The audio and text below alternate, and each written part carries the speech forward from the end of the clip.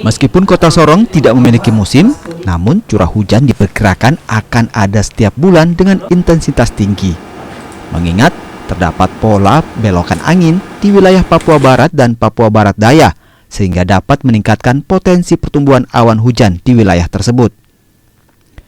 BMKG juga merilis tingkat potensi banjir di kota maupun Kabupaten Sorong pada skala menengah.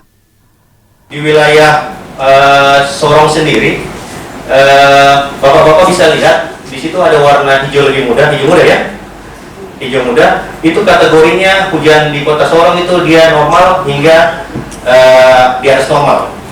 Jadi biasanya wilayah Sorong itu akan terjadi hujan yang nantinya di atas rata-rata seperti itu. Ini perkiraan untuk tahun 2025 seperti itu. Jadi ya sekali lagi saya harus bilang waspada. Penyebab banjir ini terdiri dari beberapa faktor seperti drainase yang buruk, pengolahan sampah yang kurang maksimal, dan bisa juga akibat air pasang. Menyikapi ini, pemerintah Kota Sorong melaksanakan rapat bersama seluruh distrik dan lurah agar mengimbau masyarakat lebih sigap membersihkan lingkungan dan tidak lagi membuang sampah sembarangan.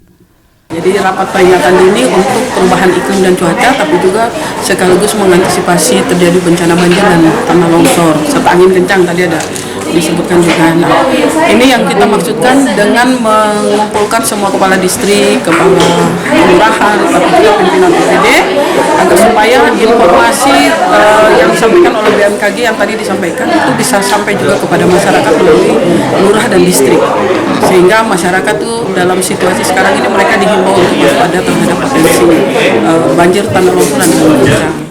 Saat ini Dinas Pekerjaan Umum Kota Sorong telah menyiapkan dokumen pengendalian banjir dan peraturan daerah yang dalam waktu dekat akan segera disosialisasikan kepada seluruh masyarakat.